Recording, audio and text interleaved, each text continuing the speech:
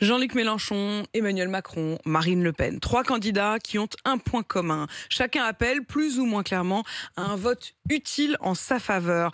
Un vote stratégique, un vote qui se concentre sur un candidat capable de gagner plutôt qu'un vote d'adhésion ou un vote de cœur. À 12 jours du premier tour, est-ce que les électeurs répondent à cet appel au vote utile? La réponse dans le reportage de la rédaction, signé ce matin Marie Régnier. Lorsque l'on interroge les Français sur le vote utile dans la rue, la réaction de loin la plus répandue, c'est celle de Christophe. Le vote utile, pour moi, c'est plutôt je voterai pour quelqu'un qui vraiment, je sentirai, qui rendra service à mon pays. En clair, le vote utile est un concept que beaucoup d'électeurs ne maîtrisent pas. Ce vote que l'on pourrait aussi appeler un vote stratégique est surtout le fait de personnes très informées, plutôt politisées. Hélène voit bien de quoi il s'agit, mais elle refuse de céder à cet appel. Ah non, le vote utile, c'est aller voter. C'est que les gens ont perdu le sens du vote.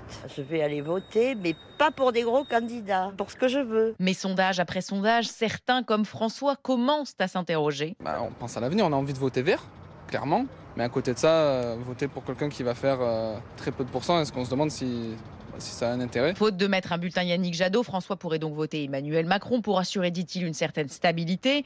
François hésite encore. Quentin, lui, a pris sa décision. C'est voter pour le moins pire cette élection. À contre-cœur, il a décidé de voter pour Jean-Luc Mélenchon. J'ai des convictions aujourd'hui qui se retrouvent dans les candidats qui font peu de score aujourd'hui, en termes de pourcentage. Je me dis que je vais peut-être voter pour celui effectivement qui a le plus de chances de passer, parce qu'on n'a pas le choix. Cette tentation du vote utile n'est pourtant pas propre à cette élection. Elle est le résultat d'une diminution du vote d'adhésion. Jean-Yves Dormagin est professeur de sciences politiques. Les électeurs ont tendance à moins s'identifier à des partis politiques, à moins s'identifier à des camps, à moins s'identifier de manière forte à des candidatures.